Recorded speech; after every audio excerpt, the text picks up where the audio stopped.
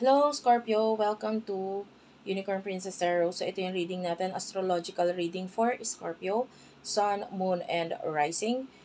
Be sure to check your natal chart, especially your rising sign, your sun sign. Dahil maaaring yung message na ito ay para sa'yo. Ayan, i-check mo rin yung ibang sign mo, no? Na your sun sign, moon sign, and rising sign. But anyway, let's start your reading. Ang pag-uusapan natin, astrological reading to, guys. At ang pag-uusapan natin, October 2024, new moon, solar eclipse, October 3, yung iba October 2, depende kung nasaan ka, pero sa Philippines, mangyayari siya October 3. And sa iba naman, October 2, depende kung nasaan ka sa mundo. And yung full moon is on October 17, October 16 sa iba. Yung full moon nasa Aries and the new moon, solar eclipse, is in Libra.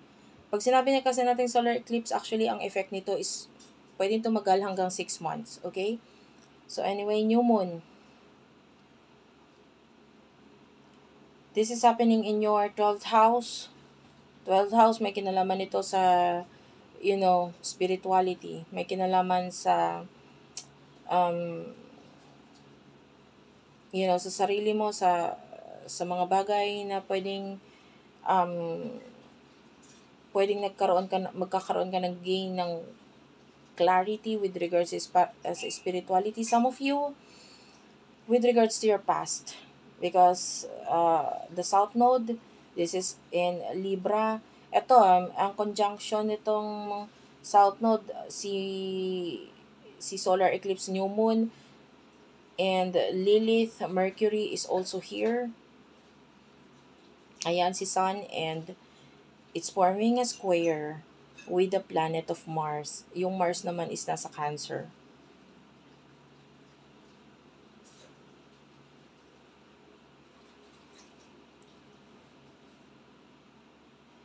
So, yung iba sa inyo,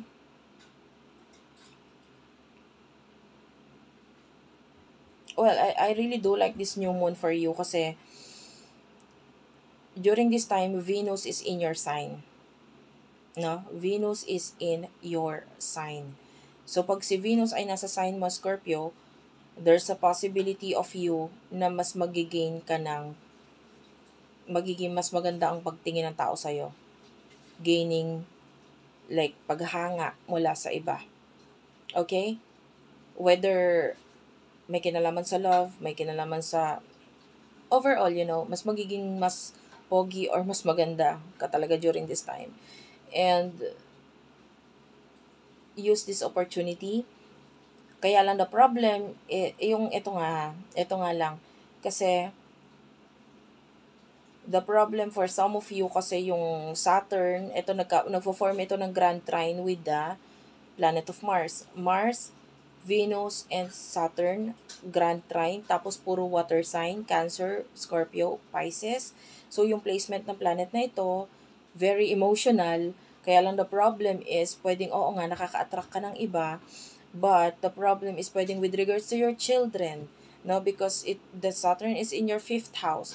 So, maybe, ang hirap uh, na gawain, na halimbawa magpaganda because you do have a child, no? And yung iba naman sa inyo, pwedeng, and also vice versa. Yung iba, ang effect niya is pwedeng a person na gusto ka, pwedeng hindi makamake ng move,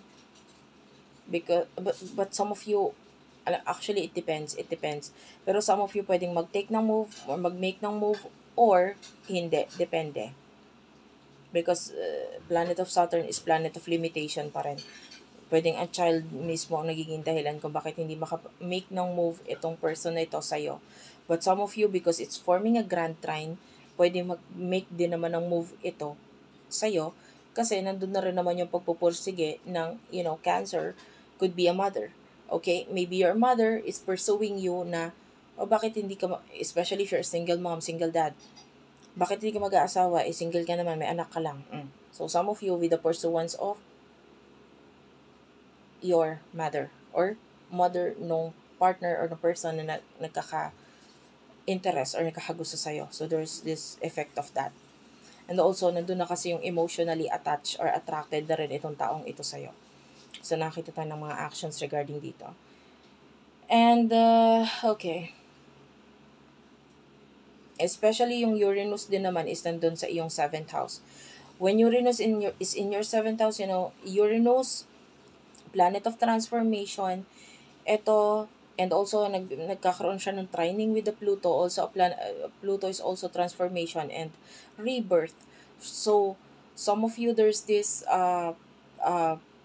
changes pagdating sa relationship mo, big transformation pagdating sa relationship. Pag hindi na masyado nag-workout yung relationship, there's a possibility of this ending then during the Uranus in your 7th house.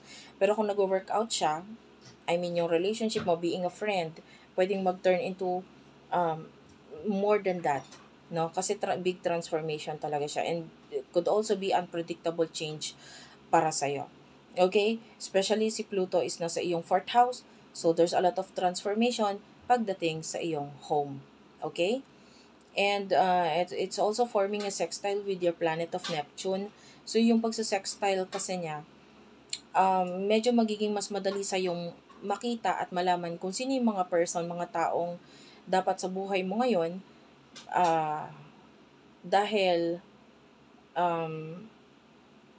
this is the area of, this is the planet wherein ipapakita niya sa'yo yung, kumbaga, bibigyan ka niya ng lakas ng pakiramdam during this time eh. And then makikita mo dun sa isang tao kung ano talaga siya as a person. And then makikita mo, ay teka lang, itong taong to hindi to okay para sa akin. At tapos yung isa, ay teka lang, parang itong taong to spiritually connected kami. Parang ganun. Magkakaroon ka na realizations about that. And yeah, with the solar eclipse in your 12th house, lalo na doon, nagkakaroon ng new beginnings or maybe changes pagdating sa iyong spirituality, especially with regards to your past. Yung iba sa inyo pwedeng magkaroon ng communication with regards sa mga taong kakonect mo in the past na magiging dahilan para sa'yo na mas ma-open yung kaalaman mo with regards sa spirituality or, with regards sa'yo na pwedeng mas makita mo yung isang tao kung ano talaga sila because with the help na rin of this past person. Okay? People in the past. And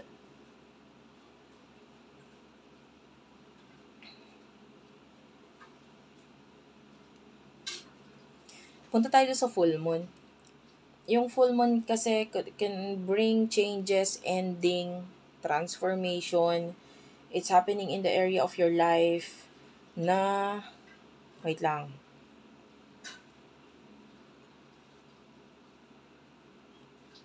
na may kinalaman sa, wait lang. Yeah. May kinalaman sa iyong daily activities, sa sarili mo. Some of you will do some kind of healing, no? Or kahit hindi malaking healing, kahit maliitang healing lang, gusto mong baguhin yung mukha mo kasi feeling mo stress ka na, gusto mong pagandahin. So, yung iba sa inyo, marami ka ng tagihawat. Aayusin ito. So, magkakaroon ng daily routine na may kinalaman sa skincare. You going to gym because you feel like kailangan mo talagang pumunta ng gym, kailangan mo baguhin yung sarili mo because may kinalaman din ito sa iyong health. Yung iba naman sa inyo, maybe may kinalaman sa career. So, there's this possibility of you either ikaw ito natutulong sa career ng iba or maybe yung career mo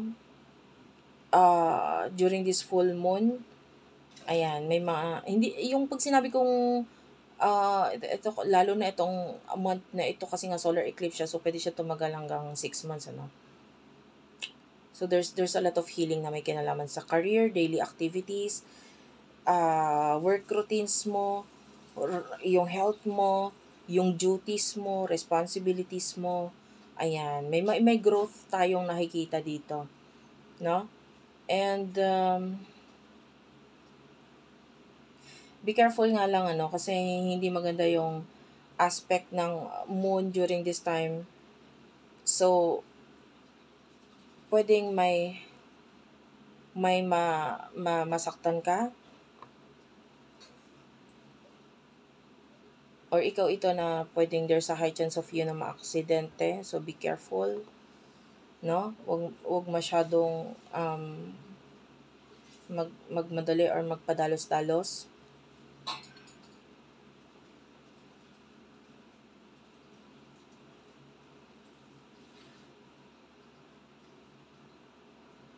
And also your mother or women in your life, pwedeng kakailanganin nila ng tulong mo during this time or kakailanganin nila ng like advice mo, no? With the Chiron in this area of your life, na may kinalaman sa iyong like how you would help them na ma-improve yung kanilang situation, yung kanilang sarili. So, pwedeng kailanganin kanila during this time. Pero the problem is yung Mars mo kasi is forming hard aspect eh. So, pwedeng hindi ka makagawa ng action doon. Like, gustuhin mo man tulungan sila, pwedeng hindi mo magawa during this time kasi nga, pwedeng may kinalaman din sa iyong work or sa iyong career. Okay? And, but, overall, nakakita tayo dito ng gaining or access mo or, pagdating sa iyong spirituality, medyo nagkakaroon ng transformation and changes pagdating doon. Also, maybe a child is pwedeng magbigay sa'yo ng mga limitations, like may mga bagay kang hindi magawa because of a child. Okay? But, yeah. So, that's it for now, guys. Thank you for watching. Hopefully, mag-like at mag-subscribe kayo sa ating channel. Ma-appreciate ko yung yung inyong, comment. Kahit po heart-heart lang, smileys, malaking bagay yun sa akin. And please do like and subscribe na rin yung isang channel natin, Water Sign Philippines, because you are a water sign.